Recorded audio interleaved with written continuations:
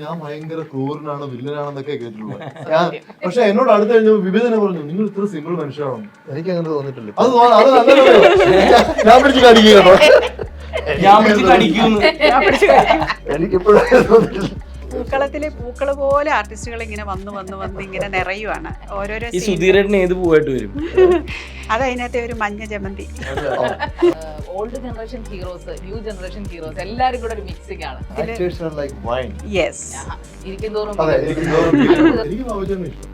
ബാബുചേട്ടന്റെ fight, അതുപോലെ ഈ ചിലമ്പ്, ഇവർ രണ്ടുപേരും ഇഷ്ടമാണ്. അതൊക്കെ ഒരു സിനിമയാണ്. ബാബുചേട്ടനൊക്കെ ഇങ്ങനെ അടുത്തിരുന്ന് ഞാൻ കഴിക്കുന്നത് പറയുമ്പോൾ എന്റെ സന്തോഷം എന്ന് പറയും. അത് ഒരു അദ്ദേഹം ഒരു സ്നേഹമാണ്. സ്ക്രീൻ പ്രസൻസ് എന്ന് പറയുന്നത് ഒരു രക്ഷയില്ല. സഞ്ജയത്തിന്റെയും വിജയുടെയും കൂടെ നിന്നിട്ട് നമ്മുടെ കണ്ണു പോകുന്നു ഭാവിച്ചിട്ടിലേക്ക്. ഞാൻ അമ്മ ശ്രദ്ധിച്ചതാ. വീട്ടിലാണ് കയറി സിനിമ കണ്ടില്ലെങ്കിൽ പിന്നെ സിനിമയില്ല. ഒരുപാട് അതുകൊണ്ട് ജീവിക്കുന്ന ഒത്തിരി പട്ടിണി പാവങ്ങളുണ്ട് ഇവിടെ. ഈ ലേറ്റ് നോക്കുന്നവര് പാതിരാത്രി 2 മണി വരെ കിടന്നല്ല അവരുടെയും കൂടെയാണ് സിനിമ. കാർണിവലിന്റെ സിനിമയില് മരണക്കണ്ടി ബൈക്ക് ഓടിക്കുന്ന ഒരു അപ്പൊ ഞാൻ 2 ദിവസം അത് നമുക്ക് പ്രാക്ടീസ് ചെയ്യാൻ പറ്റില്ല. ഓടിക്കാന്നുള്ള ഒരു സ്പീഡിൽ കറങ്ങുമ്പോൾ ഒരു ഫിനോമിന നമ്മൾ ബ്ലൈൻഡ് ആയി പോകും. അപ്പൊ ഞാൻ ആദ്യത്തെ പ്രാവശ്യം കറങ്ങി മോളിൽ ചെന്ന് ബ്ലൈൻഡ് ആയി പോകും. ഒന്നും കാണത്തില്ല. നിലത്ത് മുട്ടിന്ന് കണ്ടു കഴിഞ്ഞാൽ ഞാൻ വിട്ടിട്ട് തലയിൽ ഇങ്ങനെ കൈ വെച്ചിട്ടിരുന്നു. ബൈക്ക് എന്റെ മുകളിൽ വീഴാതിരിക്കുന്നു. ഇപ്പോഴത്തെ ആക്ടേഴ്സിന്റെ കൂടെ അഭിനയിക്കുമ്പോൾ എന്താണ് തോന്നുന്നത്? അത് ശരി, ഒരു രക്ഷയില്ല. ഞാൻ ഈ പടം ചെയ്യണമെന്ന് തന്നെ ആലോചിച്ചു. നിങ്ങൾ പ്ലാൻ ചെയ്യുന്ന ഇവന്റ് അത് നിങ്ങൾ ആഗ്രഹിക്കുന്നതിനപ്പുറം കൂടുതൽ മനോഹരമാക്കണ്ടേ? കല്യാണം, engagement, birthday party, corporate events, അങ്ങനെ ഇവന്റ്സ് ഏതുമായിക്കോട്ടെ വളരെ സ്പെഷ്യൽ കണ്ടന്റോടുകൂടി നിങ്ങൾ ആഗ്രഹിക്കുന്നതിനപ്പുറം അത് ഏറ്റവും സ്പെഷ്യൽ ആക്കാൻ ഇനി നിങ്ങൾക്കൊപ്പം മൈൽസ്റ്റോൺ ഇവന്റ്സ്.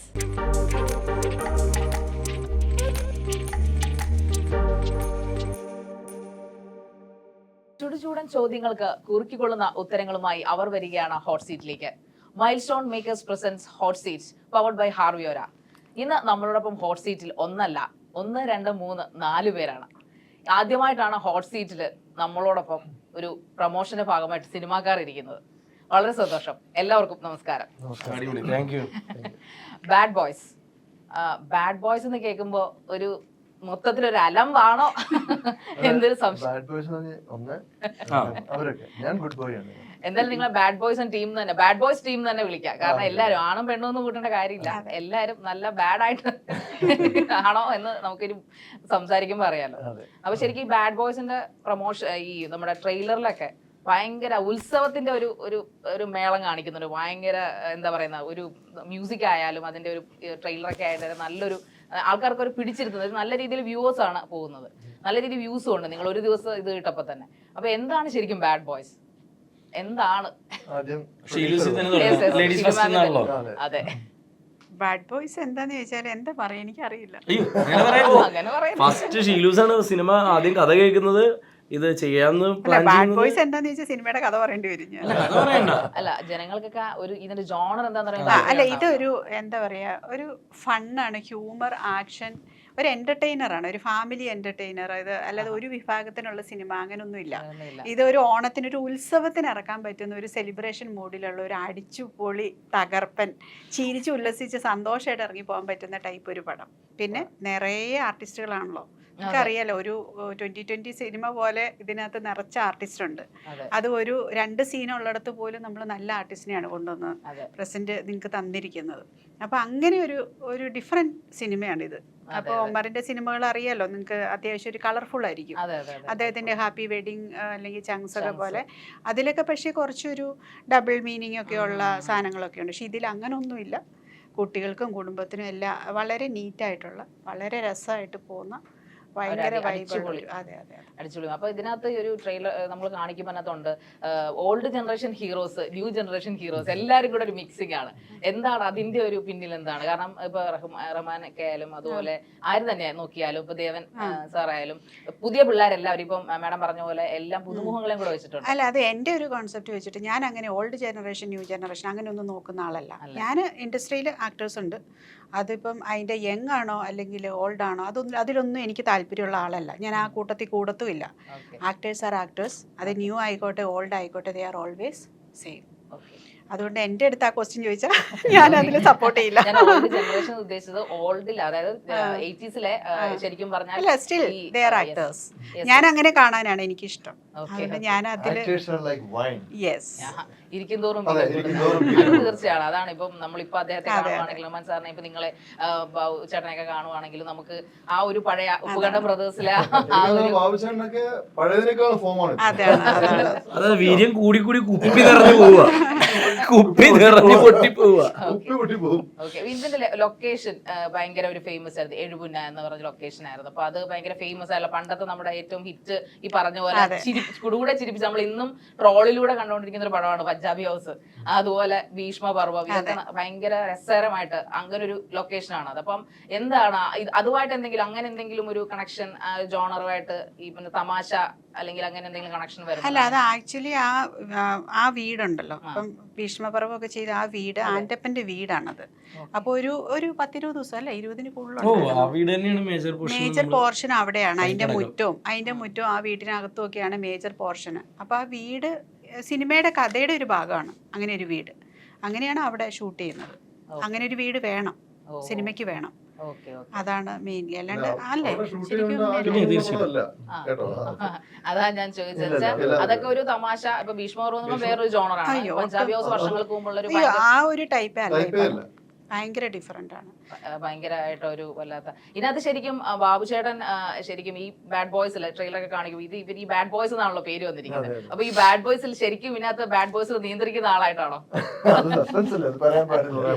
അല്ല, പക്ഷെ ഒരു കാര്യം പറയാം, ബാബു ചേട്ടനാണ് കഥയെ നിയന്ത്രിക്കുന്നത് അല്ലേ? സത്യം പറഞ്ഞാൽ കഥയെ നിയന്ത്രിക്കുന്നത് ബാബു ചേട്ടന്റെ കഥാപാത്രം തന്നെയാണ്. അതിലൊരു സംശയമില്ല.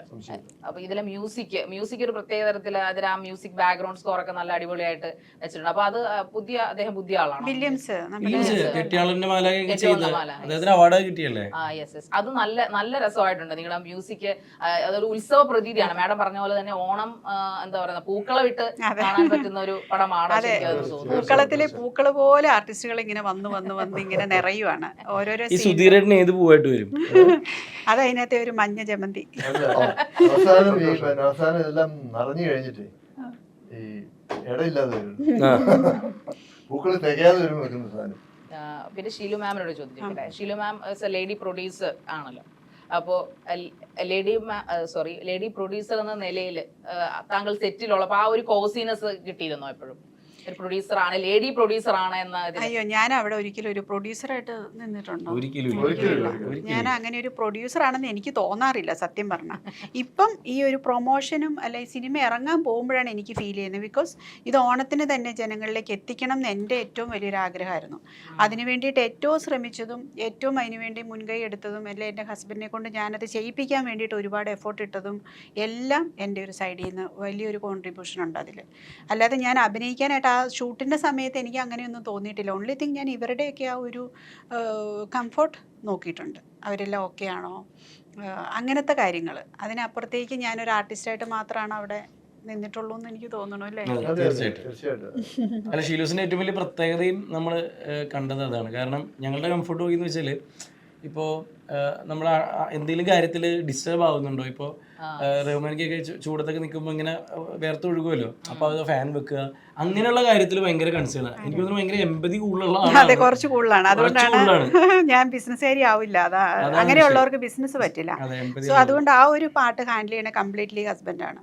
എന്നെ പോലുള്ളവർക്ക് ഒരിക്കലും ഒരു ബിസിനസ് വുമൺ ആവാനൊന്നും പറ്റില്ല. ഇങ്ങനെയുള്ള കാര്യങ്ങളൊക്കെ അതിൻ്റെ അപ്പുറത്തുള്ള. പക്ഷെ ഇത് ഭയങ്കര ഇമ്പോർട്ടൻ്റ് ആണ്. ഞാൻ ചെയ്യുന്ന ഈ ഒരു സൈഡ് എന്ന് പറയുന്നത് ഭയങ്കര ഇമ്പോർട്ടൻ്റ് ആണ്. അതാ ഞാൻ ചോദിച്ചത്. അതായത് മാം, ഞാൻ ലേഡി പ്രൊഡ്യൂസർ എന്ന് ഹൈലൈറ്റ് ചെയ്ത് പറഞ്ഞതേ ഉള്ളൂ. ആക്ച്വലി ആ ഒരു എല്ലാവർക്കും ഒരു കംഫർട്ട്, അതായത് മാം പറയുന്നത് ബിസിനസ് വുമൺ ആകാൻ ചിലപ്പോൾ അത് ക്വാളിഫൈഡ് അല്ലായിരിക്കും. പക്ഷെ ആസ് എ ഹ്യൂമൻ ഈ പറയുന്ന പോലെ എല്ലാവരും അവിടെ ഒരുപോലെ വർക്ക് ചെയ്യുമ്പോൾ അവർക്ക് അപ്പൊ ഞങ്ങളവിടെ നിൽക്കുമ്പോൾ ഞങ്ങൾക്കുണ്ടാവുന്ന കംഫർട്ട് ഇദ്ദേഹം തരുന്നതാണ്. ഇദ്ദേഹം തരുന്ന കെയർ ആണ് ഞങ്ങൾ അവിടെ ഹാപ്പി ആയിട്ട് വർക്ക് ചെയ്യുന്നത്. എന്ത് കാര്യങ്ങളുണ്ടെങ്കിലും പറഞ്ഞല്ലോ. അപ്പോൾ എന്തെങ്കിലും എനിക്ക് ഫീൽ ചെയ്താൽ തന്നെയൊക്കെ ഇന്ന ഒരാളുടെ മുഖം മാറുന്നുണ്ടല്ലോ എന്തോ ഒരു അത് ഞാൻ നമ്മുടെ ആ ഒരു ടീമിനെ ഞാൻ അറിയിക്കാറുണ്ട് എപ്പോഴും. ഞാൻ ഇവരോടത് കാണിച്ചില്ലെങ്കിൽ അയ്യോ ഒന്ന് ശ്രദ്ധിക്കും കേട്ടോ, എന്തൊരു ഡിസ്കംഫർട്ട് അവിടെ ആവുന്നുണ്ട്, അങ്ങനെ ഞാൻ എപ്പോഴും ചെയ്തിട്ടുണ്ട്. അപ്പോൾ എനിക്ക് എപ്പോഴും തോന്നിയിട്ടുണ്ട് ഞാൻ ഒരു അഭിനേതാവായിട്ട് നിൽക്കുമ്പോൾ ഏറ്റവും കൂടുതൽ എന്നെ ബാധിക്കുന്ന ഒരു കാര്യം ഞാൻ അഭിനയിച്ചുകൊണ്ടിരിക്കുമ്പോൾ പോലും എൻ്റെ ശ്രദ്ധ അങ്ങനെ പോവാറുണ്ട്. അപ്പം ഞാൻ എപ്പോഴും ഭയങ്കര വറീഡ് ആവുകയാണ്. അപ്പോൾ അത് ചിലപ്പോൾ എനിക്ക് തോന്നിയിട്ടുണ്ട് അത്രയും അങ്ങനെ ആവാൻ പാടില്ല എന്ന് എനിക്ക് തോന്നിയിട്ടുണ്ട്. അങ്ങനെ തോന്നിയിട്ട് പക്ഷേ എനിക്കത് ആവാനേ പറ്റുന്നുള്ളതാണ്. എനിക്കെപ്പോഴും നമ്മുടെ പ്രൊഡക്ഷനാണ്, നമ്മളുടെ ഒരു റെസ്പോൺസിബിലിറ്റിയാണ് അത്. അങ്ങനെ എപ്പോഴും തോന്നാറുണ്ട്, ഒരു ഓവർ കൺസേൺഡ് ആവാറ്. പക്ഷെ അതെനിക്ക് തോന്നുന്നു ആക്ടേഴ്സിനെ സംബന്ധിച്ചിടത്തോളം ആർട്ടിസ്റ്റിനെ സംബന്ധിച്ചിടത്തോളം ഭയങ്കര ഒരു ബ്ലെസ്സിങ് ആയിരിക്കാം മാം അങ്ങനെ ബിഹേവ് ചെയ്യുന്നത്. കാരണം ഒരു പ്രൊഡ്യൂസർ കം ആക്ട്രസ് ആയതുകൊണ്ട് തന്നെ അങ്ങനെ ഒരു അത് അവർ എൻജോയ് ചെയ്യുന്നു തോന്നുന്നല്ലേ ബിബിൻ? അല്ല ഇവരൊക്കെ ഞാൻ ആക്ച്വലി ഇതെല്ലാം ആണുങ്ങളാണ് കൂടുതൽ ഈ സിനിമയിൽ. ഇവരുടെയൊക്കെ ഇടയ്ക്ക് ഞാൻ മാത്രമാണ് ഒരു പെണ്ണായിട്ടുണ്ടായിരുന്നുള്ളൂ. പക്ഷെ ഞാൻ എത്രയോ കംഫർട്ടബിൾ ആയിരുന്നു ഇവരുടെ അടുത്തെന്ന് പറഞ്ഞാൽ. അത് അവരെന്നെ ടേക്ക് കെയർ ചെയ്യുന്നത്, അവർ പ്രൊട്ടക്റ്റ് ചെയ്യുന്നത്, എല്ലാവരും എനിക്ക് ആരെയും പേരെടുത്ത് പറയാൻ പറ്റില്ല, അത്രയും കംഫർട്ട് സോണിലായിരുന്നു ഞാൻ നിന്നിരുന്നത്. അത്ര ഇവരെന്നെ ടേക്ക് കെയർ ചെയ്തു എന്നുള്ളതാണ്. ഞാനൊരു പ്രൊഡ്യൂസറായിട്ട് നിൽക്കുകയാണോ എന്ന് ചോദിച്ചാൽ അല്ല, ഞാൻ അവരുടെ ഒരു കെയറും കൂടെ ഞാനിങ്ങനെ അനുഭവിക്കുമായിരുന്നു. They are all so good. അതെ അതെ അതെ. സാധാരണ നമ്മുടെ ഉമ്മർക്കയുടെ പടങ്ങളില് അദ്ദേഹത്തിന്റെ എല്ലാ ഇതിന് മുമ്പുള്ള പടങ്ങൾ വരെ എല്ലാം പുതുമുഖങ്ങളായിരിക്കും. ഇവൻ ഒരു വിങ്ക് വരെ പ്രിയവരുടെ വിങ്ക് വരെ ഭയങ്കര ഫേമസ് ആയിട്ടുള്ള അദ്ദേഹമാണ് പുതുമുഖങ്ങൾ, ആരെയും വരെ കണ്ടിട്ടില്ലായിരുന്നു. പക്ഷെ ഇതിൽ കൂടുതലും പരിചിതരായിട്ടുള്ള എക്സ്പേർട്സ് ആയിട്ടുള്ള എക്സ്പീരിയൻസ്ഡ് ആയിട്ടുള്ള ആക്ടേഴ്സ് ആണ് കൂടുതലും വന്നിരിക്കുന്നത്. അതെന്തായിരിക്കാം? അത് ആക്ച്വലി നമ്മുടെ ഒരു പ്രൊഡക്ഷൻ സൈഡിൽ നിന്ന് കൊണ്ടുവന്നിരിക്കുന്ന ഒരു വലിയ ഒരു സജഷനാണ് തീർച്ചയായിട്ടും. അല്ലേ തീർച്ചയായിട്ടും അതെ. കാരണം അത് കഥയ്ക്ക് അനുയോജ്യരായെന്നുള്ളതാണ് കറക്റ്റ് വേർഡ്. അത് ഇവർക്കൊരു നിർബന്ധം ഉണ്ടായിരുന്നു, ഒരാളെ പോലും ഒരു കോംപ്രമൈസും ഇല്ല. ഒരു സീൻ ഉള്ളെങ്കിലും അത് ഏറ്റവും ബെസ്റ്റ്, ആ ക്യാരക്ടറിന് ഏറ്റവും ബെസ്റ്റ്. എനിക്ക് തോന്നുന്നു അങ്ങനെ ഒരു കോംപ്രമൈസ് ചെയ്ത് ഒരു ക്യാരക്ടർ ഇല്ല. ഇവൻ നമ്മൾ ഇതിനകത്ത് അതിന്റെ ഏറ്റവും വലിയൊരു ബ്ലെസ്സിങ് എന്ന് പറഞ്ഞാൽ നമ്മൾ ഇതിലിപ്പം ധ്യാൻ ശ്രീനിവാസൻ, സൈജു കുറുപ്പ് അവരൊക്കെ ഹീറോസ് ആണ്. ബിബിന് അല്ലെങ്കിൽ ഒരുപാട് ഹീറോസ് ആയിട്ട് വർക്ക് ചെയ്യുന്നവർ ഇതിനകത്ത് വന്ന് ചെറിയ റോളുകൾ എന്ന് പറഞ്ഞാൽ ചെറുത് in the sense through out ഉണ്ടെങ്കിൽ കൂടി അത് മറ്റുള്ള ക്യാരക്ടേഴ്സ് വെച്ച് നോക്കുമ്പോൾ അത് ചെറുതാണ്. പക്ഷെ അവരെല്ലാം ഭയങ്കര സന്തോഷമായിട്ട് അവർക്ക് ഇല്ലാത്ത ഡേറ്റ് ഒക്കെ ഉണ്ടാക്കി അവർ വന്ന് നമ്മുടെ കൂടെ സന്തോഷമായിട്ട് ജോയിൻ ചെയ്യുകയാണ്. ഇപ്പം പ്രൊമോഷന് പോലും കണ്ടില്ലേ സൈജു കുറുപ്പൊക്കെ വന്ന് നമ്മുടെ കൂടെ. അത് ഈ സിനിമയുടെ ഒരു വൈബാണത്. നമ്മളെല്ലാവരും ഹാപ്പി ആയിട്ട് സ്നേഹത്തോടു കൂടി പോയൊരു പ്രോജക്റ്റാണ്. ഇതിനകത്ത് എനിക്ക് തോന്നുന്നില്ല ഒരാൾ പോലും ഒന്ന് മിസ്കാസ്റ്റിംഗ് ഇല്ല. സിനിമ കാണുമ്പോൾ മനസ്സിലാവും ഓരോ കഥാപാത്രത്തിനും അതിന് അനുയോജ്യമായ ആളെ തിരഞ്ഞെടുത്തിരിക്കുന്നത്. അല്ല അത് ഒമറിന്റെ ഒരു സൈഡിൽ നിന്ന് ഉള്ള ഒരു എന്ന് വെച്ചാൽ നമ്മൾ കാസ്റ്റിംഗ് എല്ലാം നമ്മുടെ ഒരു സൈഡിൽ നിന്ന് ഒരു സജഷൻ ഉണ്ടെങ്കിൽ ഒമർ അത് കറക്റ്റായിട്ട് എല്ലാവരെയും പ്ലേസ് ചെയ്തു. ഇന്നത് ഇന്ന ആൾക്ക്, ഇന്നത് ഇന്ന ആൾക്ക്. നമ്മള് അതെ നമ്മുടെ സൈഡിൽ നിന്ന് സജഷനാണ് ഇന്ന ആളെ നമുക്ക് വേണം ഇതിനകത്ത്. അപ്പൊ അത് കറക്റ്റായിട്ട് ആ കാസ്റ്റ് ചെയ്തിരിക്കുന്ന സത്യമായിട്ടും അത് ഒമറിന്റെ ഒരു കഴിവാണ്. അത് കാസ്റ്റിംഗിൽ നമ്മൾ ഞെട്ടും. ഓരോ സീനിലും എല്ലാരും കാണും. 5 മിനിറ്റിന്റെ ഇടയിൽ ഓരോ ജീവികൾ ഇങ്ങനെ ഇറങ്ങി അങ്ങനെയാണ് പറയേണ്ടത്. ഞങ്ങള് സെറ്റില് ദേവൻ സാറിനൊക്കെ നമ്മൾ ഇടയ്ക്കാ കാണുന്നത്. തലകീര ഭയങ്കര ഡിഫറെന്റ് പിന്നെ വിഷാരടി, ബിജുക്കുട്ടൻ, കൃഷ്ണപ്രസാദ്, സജിൻ. ഡ്രൈവ് ചെയ്യുന്ന സീൻ ഇദ്ദേഹം ഉണ്ടോ? അപ്പൊ ഇവരല്ലേ ഇവരുടെ ഒന്നിച്ചാണ്. അപ്പം മറന്നുപോ ഞങ്ങൾ ഇനി ഓർത്തെടുക്കേണ്ടി വരുവാണ്. എന്തായാലും ജനങ്ങളുടെ മനസ്സിൽ ഈ ഒരു പ്രത്യേക വൈബ് തന്നെ. എന്തായാലും ഓണം ഒരുപാട് വിഷമങ്ങൾ നമുക്ക് ഓണം ഉണ്ടാക്കിയിട്ടുണ്ട്. എന്നാൽ അതിൽ ഇതായിട്ട് അടുത്ത ആഴ്ച റിലീസ് ചെയ്യാൻ പോകില്ല. അപ്പൊ എന്തായാലും ഗംഭീരമായിരിക്കട്ടെ എന്ന് തന്നെ നമുക്ക്. ഷൂട്ടിന്റെ ദിവസം എന്നാന്ന് ചോദിച്ചാൽ ഓരോ ദിവസം ഓരോരുത്തർ ഇങ്ങനെ വരുവാണല്ലോ. അപ്പൊ ഈ നിൽക്കുന്ന ആർട്ടിസ്റ്റുകൾ എല്ലാ ദിവസവും ഉള്ള ആർട്ടിസ്റ്റുകൾ തന്നെ ആണ് നിൽക്കുന്നു, അടുത്തയാള് വരുന്നു. അപ്പൊ ഓരോ ദിവസം ഇങ്ങനെ ആർട്ടിസ്റ്റുകൾ ഇങ്ങനെ എന്താണ് ഉദ്ദേശിക്കുന്നത്? ഇത്രയും അടുത്ത് ഞാൻ പറഞ്ഞ പോലെ 2020 വേറെ. ഓക്കെ ചേട്ടനോടൊരു ചോദ്യം ചോദിക്കാം. റഹ്മാനിക്ക പഴയ നമ്മുടെ എന്താ പറയുക റൊമാൻറ്റിക് ഹീറോ ആണല്ലോ. അപ്പൊ തീർച്ചയായിട്ടും ഇനി ഓൾഡ് ജനറേഷൻ ഞാൻ പറയത്തില്ല, എല്ലാം ആർട്ടിസ്റ്റ് ആർ വൈൻസ് എന്ന് പറയുന്നത് ആർട്ടിസ്റ്റ് എന്ന് തന്നെ പറയാം. അപ്പൊ അദ്ദേഹം കുറെ പടങ്ങളിൽ നായകനായിട്ട് അഭിനയിച്ച് എനിക്കൊന്ന് എന്റെയൊക്കെ അമ്മയുടെ കാലത്തൊക്കെ ഹാർട്ട് ത്രോബ് ആയിരുന്ന ഒരു അദ്ദേഹത്തെ കാണാനും അദ്ദേഹത്തോട് സംസാരിക്കാനും ഒക്കെ പെൺകുട്ടികൾ വരുന്നത്. അപ്പൊ അദ്ദേഹത്തോടൊപ്പം അഭിനയിച്ച ഒരു നടൻ താങ്കളാണല്ലേ? തീർച്ചയായിട്ടും. അപ്പൊ ഇപ്പൊ എന്ത് തോന്നുന്നു അദ്ദേഹത്തിന് നമ്പിക്കുമ്പോ എന്തൊരു മാറ്റമാണ് റഹ്മാനിക്കയിൽ ഫീൽ ചെയ്യുന്നത്? മാറ്റം തീർച്ചയായിട്ടും ഒന്ന് ഫീൽ ചെയ്യുന്നത്. കാരണം ഞാൻ അന്ന് ആദ്യത്തെ പടം തൊട്ട് ഇന്ന് വരെ ഞങ്ങൾ എപ്പോഴും കോൺസ്റ്റന്റ് ടച്ചിങ്ങിലാണ്. ഫോൺ വിളിക്കുക അല്ലെങ്കിൽ മെസ്സേജസ് അയക്കുക, കാര്യങ്ങൾ പറയുക. അപ്പം അങ്ങനെ ഒരു മാറ്റം പറയാൻ മാത്രമുള്ള ഒരു ഗ്യാപ്പില്ല. പിന്നെ ഞങ്ങൾ ഇടയ്ക്ക് ബ്ലാക്ക് എന്ന് പറഞ്ഞൊരു പടത്തിൽ അഭിനയിച്ചു, പിന്നെ പൊന്നിയിൻ സെൽവൻ അഭിനയിച്ചു, പിന്നെ ഇപ്പം ഈ പടത്തിലാണ്. വളരെ സന്തോഷമുണ്ട്. കാരണം എൻ്റെ ആദ്യത്തെ പടത്തിലെ ഹീറോ ആണ് അദ്ദേഹം. അദ്ദേഹത്തിന്റെ ഒരു പടം അന്ന് ചെയ്യാന്ന് പറഞ്ഞാൽ ഒരു സ്വപ്നതുല്യമായിരുന്നു. ഭരതേട്ടന്റെ ഡയറക്ഷനിൽ റഹ്മാന്റെ ഫാനായിരുന്നു ഞാൻ, ഇപ്പോഴും ആണ്. അപ്പൊ അദ്ദേഹത്തിനോട് അന്ന് വർക്ക് ചെയ്തു. പക്ഷെ അന്ന് വർക്ക് ചെയ്തപ്പോഴും അദ്ദേഹം എങ്ങനെ എന്നോട് പെരുമാറിയോ അതേ രീതിയിൽ തന്നെയാണ്.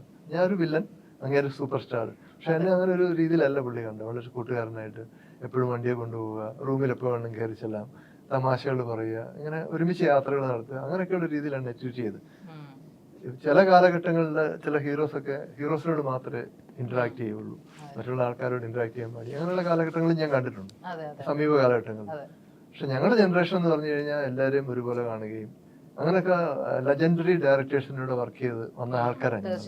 അപ്പൊ നമുക്ക് എപ്പോഴും ആ ഒരു ഹെഡ് ഓൺ യുവർ ഷോൾഡേഴ്സ് എന്ന് പറയും, ആ ഒരു ലെവൽ എപ്പോഴും നമുക്കുണ്ടാവും. ആ ഒരു ഫീലിംഗ് ഇപ്പോഴും ഉണ്ട്. ഇപ്പൊ നമ്മുടെ റഹ്മാനിക്ക എന്ന് പറയുമ്പോൾ ഈ പറഞ്ഞ നായക വേഷത്തിലായിരുന്നു അദ്ദേഹം കുറെ കാലം. സീരിയസ് ആയിട്ടുള്ള വേഷങ്ങൾ, റൊമാൻസ് ആണ് കുറെയൊക്കെ അദ്ദേഹം എന്താ പറയുന്നത് എല്ലാവരുടെയും കൂടെ ഇങ്ങനെ മരഞ്ചുറ്റി പ്രേമം അഭിനയിച്ചൊരു നടനായിരുന്നു. തീർച്ചയായും അന്നത്തെ കാലത്ത് അത് ഹാർഡ് ത്രോബ് തന്നെയാണ്. താങ്കളാണെങ്കിൽ മിക്കതിലും വില്ലനായിട്ട് ഇടിക്കുന്ന വില്ലനായിട്ട് ഇഷ്ടംപോലെ സിനിമകളിൽ, പിന്നീട് നായകൻ അങ്ങനെയൊക്കെ വന്നിട്ടുണ്ട്.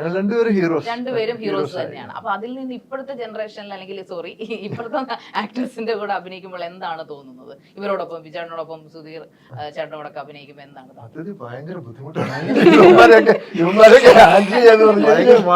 അത് ശരി, ഒരു രക്ഷയില്ല. ഞാൻ ഈ പടം ചെയ്യണമെന്ന് തന്നെ ആലോചിച്ചു. അങ്ങനൊന്നുമില്ല കേട്ടോ, ഭയങ്കര രസമായിരുന്നു, ഭയങ്കര കംഫർട്ടബിൾ ആയിരുന്നു. ഇവരൊക്കെ നല്ല, അതുകൊണ്ടാണ് ബാബുചേട്ടൻ ഇപ്പത് ഇവിടെ വന്ന്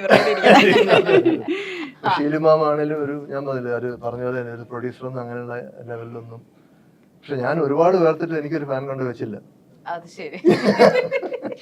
അല്ല, ബാബുചേട്ടൻ ഇഷ്ടംപോലെ ഫാൻ ഉണ്ടായിരുന്നു, സെൽഫി എടുക്കാനും അല്ല. എവിടെ ഫാൻ കൊണ്ട് വെക്കാനേ, എപ്പോഴും വല്ല കുറ്റിക്കാട്ടിലേക്ക്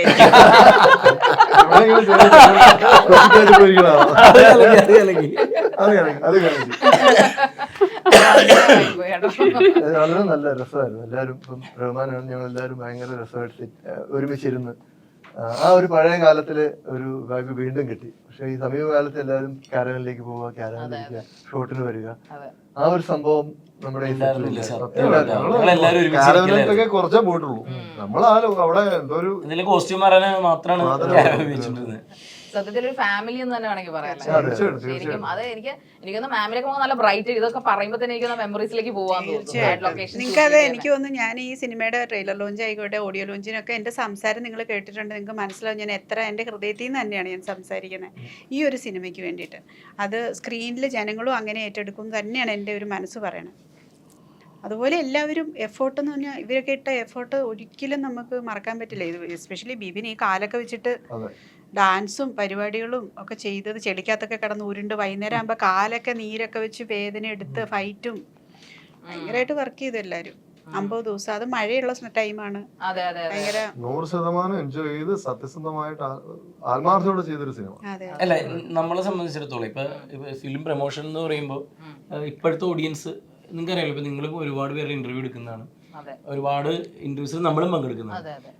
എപ്പോഴും ഓഡിയൻസ് ഇപ്പൊ ഇവര് എല്ലാത്തിനും നല്ലത് പറയാനാണല്ലോ, വേറെ എന്ത് പറയാനാ എന്നല്ലേ.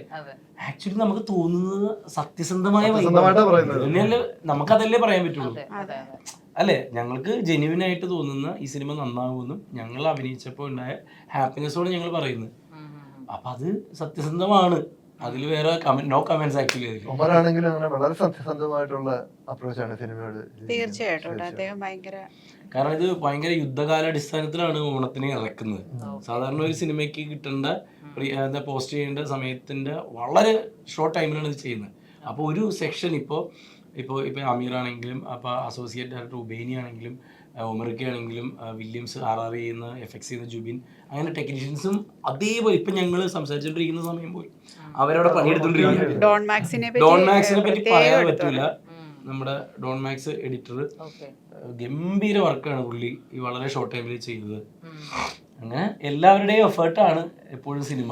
അതിനി പ്രേക്ഷകരുടെ മുമ്പിലേക്ക് ഞങ്ങൾ കൊടുക്കുകയാണ്. അതെ. ഇനി അവരാണ് തീരുമാനിക്കുന്നത്. അതെ, തീർച്ചയായിട്ടും. അപ്പൊ ഇനിയിപ്പം ഒന്നും മിണ്ടാതിരിക്കുകയാണ്, വളരെ നൈസ് ഇല്ല, ആയിട്ട്. ഞാൻ എല്ലാവരും ട്രോളാൻ പോവാനെ ട്രോളിക്കോളൂ. പുള്ളി ഉറങ്ങുകയാണ്. കഴിഞ്ഞ ഇന്റർവ്യൂ എങ്ങനെയായിരുന്നു? ഇടയ്ക്ക് എന്തോ അപ്പൊ ചോദിക്കും എങ്ങനെയാണ് ഇങ്ങനെ ഉറങ്ങുന്നതെന്ന്. പുള്ളി ഏതോ ഒരു യോഗ സന്യാസിയുടെ അടുത്ത് പോയിട്ട് കണ്ണ് തുറന്ന് ഉറങ്ങണ എങ്ങനെ പഠിച്ചിട്ടുണ്ട്. മീനുകൾക്കൊപ്പം പഠിക്കാം.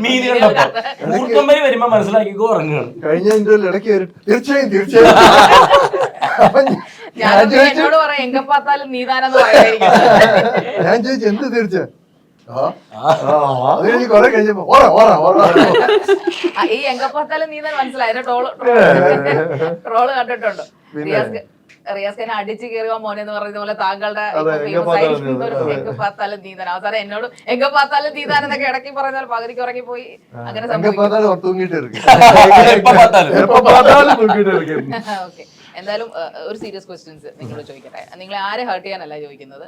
നമ്മളിപ്പം കുറച്ച് സിനിമ പ്രതിസന്ധി, വേറെ ക്വസ്റ്റ്യൻസ് ഒന്നും അല്ല, സിനിമ പ്രതിസന്ധിയിലൂടെയാണല്ലോ കടന്നു പോകുന്നത്. കുറച്ച് പ്രശ്നങ്ങളൊക്കെ എല്ലാവരും കേൾക്കുന്നുണ്ട്, ജനങ്ങളുടെ ഇടയിലും മാധ്യമങ്ങളുടെ ഇടയിലും സമൂഹ മാധ്യമങ്ങളുടെ ഇടയിലും ഒക്കെ. അപ്പോൾ ശരിക്കും പറഞ്ഞാൽ അത് ഈ പ്രശ്നങ്ങളിടയിലേക്ക് ഒരു സിനിമ ഈ പറഞ്ഞ ഇത്രയും സന്തോഷത്തോടെ, ഇത്രയും ഹാർഡ് വർക്കിംഗ് ബിഹൈൻഡ്, ഒരുപാട് ആഘോഷത്തോടു കൂടി ഒരുപാട് പ്രതീക്ഷയോടെ റിലീസ് ചെയ്യാൻ പോവാണ് നിങ്ങൾ. അപ്പോൾ ഇത് നമ്മുടെ ജനങ്ങളിൽ, ഇപ്പോൾ സുധീർ സർ ഒരു ഇന്റർവ്യൂവിൽ പറഞ്ഞായിരുന്നു, ജനങ്ങളാണ് ഇതെല്ലാം ഏറ്റെടുത്ത് അവരാണ് ഇതെല്ലാം ഇങ്ങനെ മാർക്കിടുന്നത്. അപ്പോൾ ശരിക്കും പറഞ്ഞാൽ നിങ്ങൾക്ക് ആ ഒരു ടെൻഷൻ ഉണ്ടോ ഇത് റിലീസ് ചെയ്യുമ്പോൾ? എങ്ങനെ ജനങ്ങൾ എങ്ങനെ സിനിമാക്കാരെ നോക്കി കാണുന്നു എന്നൊരു ടെൻഷൻ ഉണ്ടോ? ഞാൻ പറയട്ടെ മറുപടി. വളരെ സത്യസമ നല്ല സിനിമകളെയും നല്ല പ്രൊഡക്റ്റിനെയും ഇന്ന് വരെ മലയാളികൾ കൈവിട്ട ചരിത്രമില്ല.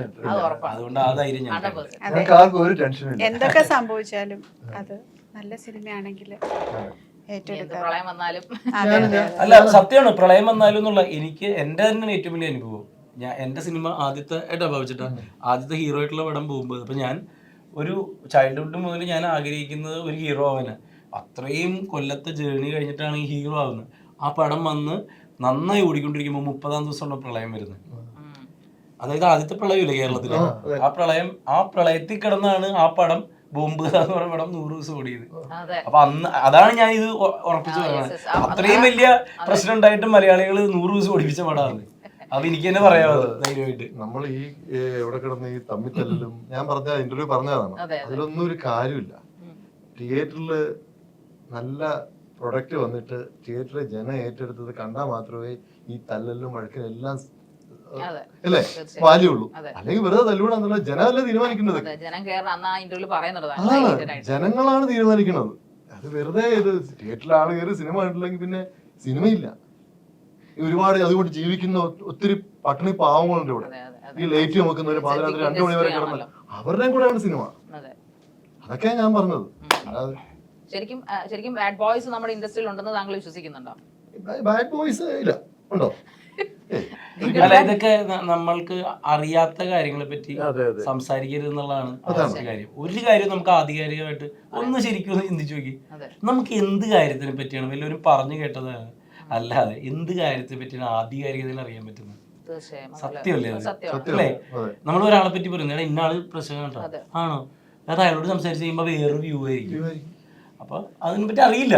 നമുക്കിപ്പോ നമ്മുടെ സിനിമയെ പറ്റി എന്നോട് പണ്ട് വിബി പറയായിരുന്നു, എന്നോട് അദ്ദേഹം അടുക്കുന്ന എന്നെ പറ്റി കേട്ടിട്ടുള്ളത് ഞാൻ ഭയങ്കര ക്രൂരനാണ്, വില്ലനാണെന്നൊക്കെ കേട്ടിട്ടുള്ളത്. പക്ഷെ എന്നോട് അടുത്ത് കഴിഞ്ഞപ്പോൾ വിബി തന്നെ പറഞ്ഞു, നിങ്ങൾ ഇത്ര സിമ്പിൾ മനുഷ്യരാണോ? എനിക്ക് അങ്ങനെ തോന്നിട്ടില്ല. ഞാൻ പിടിച്ച് കടിക്കുകയാണോ? എനിക്ക് ഇപ്പോഴൊരു ക്രൂരനായിട്ടാണ് എനിക്ക് ഈ മഹാഭാവത്തിന്റെ മുഖത്ത് ഇങ്ങനെ പറയാൻ തോന്നുന്നു. ഭാവിച്ചതാ അപ്പൊ എനിക്ക് ബാബുചേട്ടനോട് ചോദ്യം ചെയ്യാം. ബാബുചേട്ടനാണോ സുധീർ ചേട്ടനാണോ യഥാർത്ഥ വില്ലൻ, റിയൽ വില്ലൻ? ഡ്രാക്കുളയാണോ പൂവിന് പുതിയ പൂന്നല്ല രഞ്ജിത്താണോ യഥാർത്ഥ വില്ലൻ? ആരാണ് ബ്ലഡ് കുടിക്കുന്നത്? എനിക്ക് ഷിലുമാൻ പറയൂ, ഷിലുമാൻ എന്താ തോന്നിയിരിക്കുന്നത് ഇവരെ പറ്റിട്ടാ? യഥാർത്ഥ ശരിക്കുള്ള വില്ലന് ശരിക്കുള്ള ഞാൻ തന്നെ വില്ല, ഞാൻ ഏറ്റെടുത്ത്. കാര്യം എന്ന് വെച്ചാല് ഈ ബാബുചേട്ടനെ, ഞാൻ ബാബുചേട്ടന്റെ വലിയൊരു ഫാനാണ്, ഭയങ്കര ഫാനെന്ന് വെച്ചാല് ഞാൻ ഈ പൂവിന് പുതിയ പൊന്നലിലേക്ക് കാണുമ്പോ ഞാൻ ഇദ്ദേഹത്തിന് ഓരോ 3-ാം മുറ അല്ലെ 3-ാം മുറയൊക്കെ സത്യം പറഞ്ഞാല് എനിക്ക് ബാബുചേട്ടനെ ഇഷ്ടം. ബാബുചേട്ടന്റെ ഫൈറ്റ്, അതുപോലെ ഈ ചിലമ്പ്, ഇവർ രണ്ടുപേരും ഇഷ്ടമാണ്. അതൊക്കെ സിനിമയാണ്. ബാബുച്ചേട്ടനൊക്കെ ഇങ്ങനെ അടുത്തിരുന്ന് ഞാൻ കഴിക്കുന്നൊക്കെ പറയുമ്പോഴത്തേക്ക് എന്റെ ഭയങ്കര സന്തോഷം. സന്തോഷം എന്ന് പറയും. അത് ഒരു അദ്ദേഹം വരുന്ന ഒരു സ്നേഹമാണ്. സ്ക്രീൻ പ്രസൻസ് എന്ന് പറയുന്നത് അയ്യോ ഒരു രക്ഷയില്ല. ഇപ്പൊ ഇവിടെ ഇങ്ങനെ ഇരിക്കുന്ന അച്ഛനെ അല്ല, അതില് ഏറ്റവും വലിയ ഉദാഹരണം പറയട്ടെ സ്ക്രീൻ പ്രസൻസിന്റെ. വിജയ് ആണല്ലോ ഇതിന്റെ ഒരു നമ്മൾക്ക് പറയുന്ന ഒരു ഐക്കോണിക് സ്റ്റാർ എന്ന് പറയുന്നത്. ഒരു ലിയോയില് സഞ്ജയത്തിന്റെയും വിജയുടെയും കൂടെ നിന്നിട്ട് നമ്മുടെ കണ്ണു പോകുന്നു ബാബുച്ചേട്ടനിലേക്ക്. ഞാൻ അന്ന് ശ്രദ്ധിച്ചതാ, സത്യമാ. അതേപോലെ തന്നെ നമ്മുടെ ഇതില് കാഞ്ചനയില് ആ ക്യാരക്ടറൊക്കെ അവരവിടെ കിടന്ന് കളിക്കുന്നുണ്ട്. പക്ഷെ ആ ഒരു സ്ക്രീൻ പ്രസൻസ് എന്ന് പറയുന്ന ഒരു സാധനം ദൈവാനുഗ്രഹമാണ്. അത് കിട്ടിയതാണ് അല്ലേ? നമ്മുടെ ഈ സിനിമ തന്നെ കാണുമ്പോ അറിയാം, ആ സിനിമയില് ബാബുച്ചേട്ടൻ വരുമ്പോ ആ പ്രേക്ഷകരുടെ മനസ്സിലുള്ള സന്തോഷം കണ്ടറിയാം. ഉറപ്പാണ്. എന്നാണേലും നിങ്ങളെ ഒക്കെ കുറ്റിക്കാട്ടിലോട്ട് കൊണ്ടുപോകും. ഓക്കെ. ഇപ്പൊ നമുക്ക് നേരത്തെ നമ്മൾ ആർഡേസ് എന്ന് പറഞ്ഞൊരു സിനിമ നമ്മുടെ അല്ലെ, അപ്പൊ ഈ ട്രെയിലർ കാണുമ്പോൾ നമുക്ക് അതിനോട് ചെറിയ ആർഡേസിന്റെ ക്ലൈമാക്സ് ഒക്കെ ഒരു ഇപ്പൊ അടിക്കും നമ്മൾ പ്രതീക്ഷിക്കുന്നില്ല ആർഡേസിന്റെ ക്ലൈമാക്സിൽ. അതുപോലൊക്കെ ട്വിസ്റ്റ് ഒക്കെ പ്രതീക്ഷിക്കാവോ നമുക്ക് തമാശയാണെങ്കിൽ? ട്വിസ്റ്റ് എന്നുള്ള വാക്ക് തന്നെ പറയാൻ പാടില്ലാത്ത കാര്യല്ലേ, അത് സസ്പെൻസ് ആണ്, ആ സിനിമയിലുണ്ട്. ഓക്കെ. അപ്പൊ ശിലോം ശരിക്കും പറഞ്ഞാൽ നമ്മുടെ ബാബു ചേട്ടൻ എന്ന് പറഞ്ഞു കഴിഞ്ഞാൽ ഈ പറയുന്ന പോലെ ലെജൻഡറി ആക്ടർ തന്നെയാണ്, അതിൽ സംശയമില്ല. അപ്പൊ അദ്ദേഹത്തെ കുറിച്ച് എന്താണ് മാമിന്റെ അഭിപ്രായം? അദ്ദേഹം എന്താ പറയാ, ഞാൻ ആക്ച്വലി ഈ ഒരു സിനിമയിലാണ് അദ്ദേഹത്തെ ഞാൻ കാണുന്നതും വർക്ക് ചെയ്യുന്നതും. ഈവൻ റിമനിക്കായാലും ബാബുച്ചേട്ടനായാലും. സോറി, ബാബുച്ചേട്ടനെ പറ്റി എൻ്റെ ധാരണ എന്ന് പറയുന്നത് ഭയങ്കര ഇങ്ങനെ ഈ ഒരു വില്ലൻ അല്ലെങ്കിൽ ഇങ്ങനെ ഇടിച്ചിടുന്ന അല്ലെങ്കിൽ ഇടിച്ചു തെറിപ്പിച്ച് പറത്തി വിടുന്ന ആ ഒരു അതാണല്ലോ എനിക്കറിയുള്ളൂ. പക്ഷെ നേരിട്ട് നമ്മൾ പരിചയപ്പെടുമ്പോൾ ഈ മനുഷ്യന് ഒരു സാധാരണ പാവം പച്ചയായ ഒരു മനുഷ്യൻ, ഒരു കളങ്കം ഇല്ലാത്ത ഒരു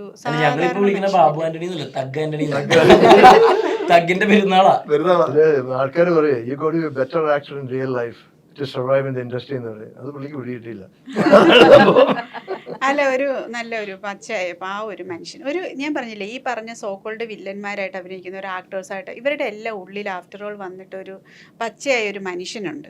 അപ്പോൾ അതിൽ ഒരു ഭയങ്കര ഒരു സിൻസിയർ മനുഷ്യനായിട്ടാണ് എനിക്ക് തോന്നിയത്. ഫേക്ക് മനുഷ്യന്മാരുണ്ട്, പക്ഷെ അതിൽ ഞാൻ പറയുന്ന എല്ലാവരും അല്ല ഞാൻ പറയുന്നത്, അതിലൊരു നല്ല മനുഷ്യനെയാണ് ഞാൻ കണ്ടത് കേട്ടോ അദ്ദേഹത്തെ. തീർച്ചയായിട്ടും പൊതുവെ വലിയ വില്ലന്മാരായിട്ട് അഭിനയിച്ചിരിക്കുന്ന ആൾക്കാരൊക്കെ എനിക്കൊന്ന് ക്യാപ്റ്റൻ രാജേട്ടൻ, ദേവൻ ചേട്ടനെയൊക്കെ എടുത്ത് നോക്കി, പേഴ്സണലായിട്ട് എടുത്ത് നോക്കി, ബാബു ചേട്ടനെ എടുത്ത് നോക്കി, എല്ലാവരും പറയുന്നത് പച്ചയായ ഒരു മനുഷ്യനാണ്. അല്ല, എടുത്തു നോക്കിയല്ലേ രാജാൻ വെറും പഞ്ചഭാവം. എല്ലാരും ഈ വില്ലന്മാരായിട്ട് അഭിനയിക്കും. പഴയും ജോർജ് ചേട്ടൻ ഇതുപോലെ സാധു മനുഷ്യനെ ലൈവിലേക്ക് കണ്ടില്ല. അല്ല, നമ്മുടെ ടി ജി രവി ചേട്ടൻ. അതെ അതെ. ഓ, അതിന് എക്സാമ്പിൾ പുള്ളിനെ വില്ലനല്ലേ, എന്ത്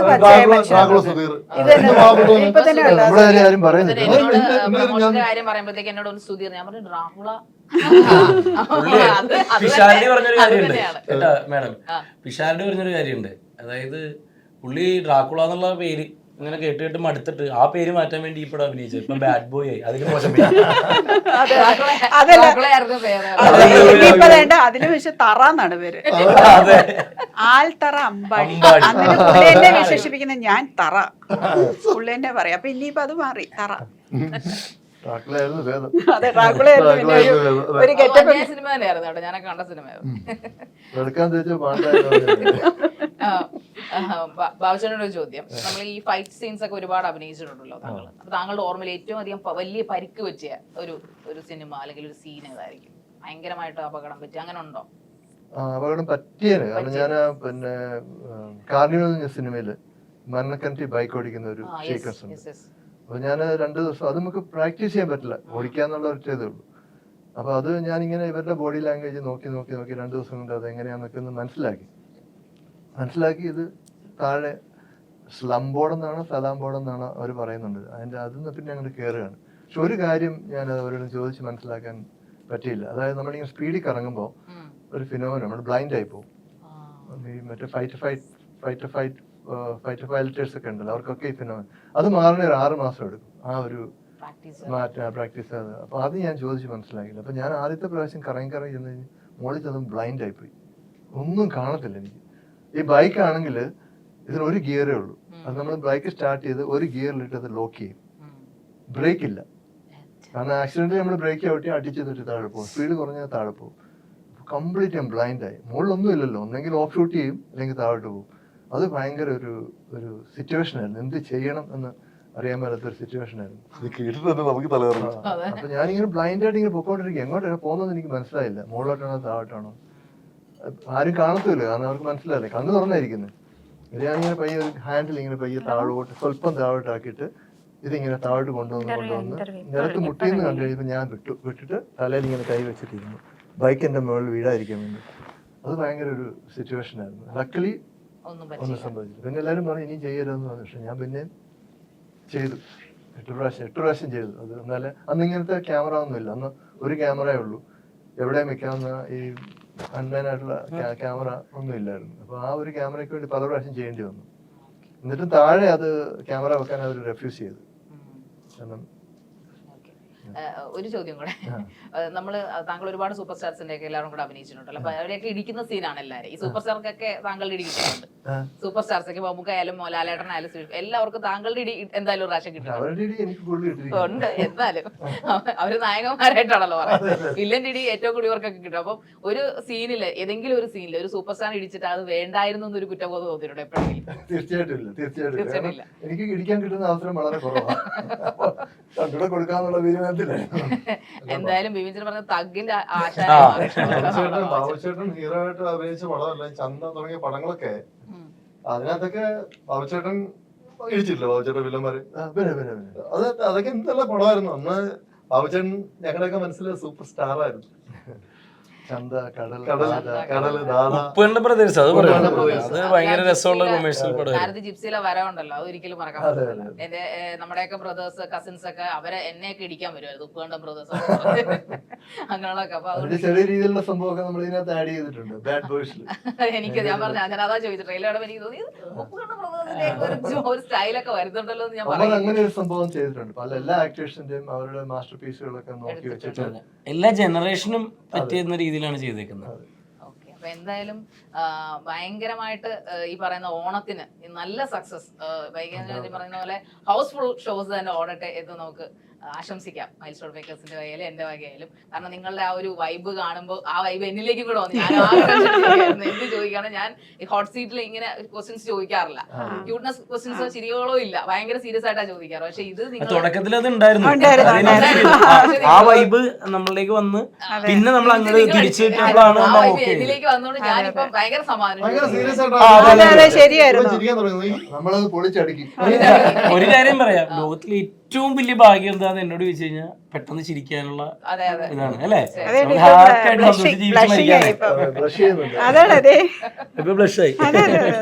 അതങ്ങനെ പറഞ്ഞോളൂ. എനിക്ക് ആ വൈബ്, നിങ്ങളുടെ വൈബ്, ഞാനൊരു ബാഡ് ഗേൾ ആയി പറയുന്നത്. 13-ാം തീയതി കാണണം അവിടെ. നിങ്ങളുടെയൊക്കെ സപ്പോർട്ട് ഇനി ഇറങ്ങുമ്പോഴും ഇറങ്ങി കഴിഞ്ഞൊക്കെ ഞങ്ങൾക്ക് വേണം. നിങ്ങളുടെയൊക്കെ സപ്പോർട്ട് ഭയങ്കര വലുതാണ്. സിനിമ കാണുക, അനുഗ്രഹിക്കുക, വലിയൊരു വൺ ഹിറ്റാക്കി മാറ്റുക. എല്ലാവർക്കും ഹൃദയം നിറഞ്ഞ ഓണാശംസകൾ. ഓണം അപ്പൊ ബാഡ് ബോയ്സിനോടൊപ്പം. Thank you so much. Thank U.